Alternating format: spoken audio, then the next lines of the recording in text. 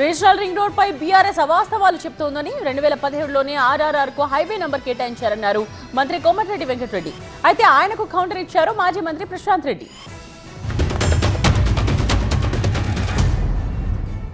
ముఖ్యంగా ట్రిపుల్ సంబంధించిన విషయం వారు మాట్లాడే మాటలన్నీ కూడా అవాస్తవాలు చెప్తూ మళ్ళా సభతో పాటు ప్రజలను కూడా తప్పుదో పట్టిస్తారు.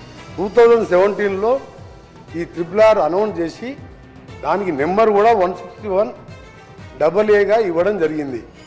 2017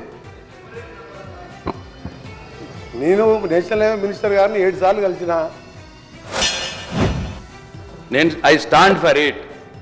ఈ రోజు దానిక 1 ఎకరం భూసేకరణ జరగలేదు, 1 రూపాయి రైతులకు ఇవ్వలేదన్న మాట చెప్పినా దాని మీద నిలబడి ఉన్నా నేను. ఇంకో మాట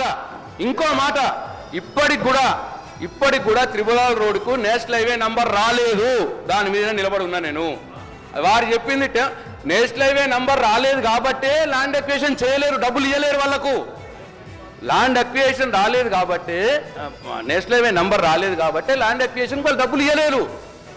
దానికోసం ప్రయత్నం చేయండి. 15 నెలల నుంచి ఏం చేసిర్రు అని అడుగుతున్నా నేను.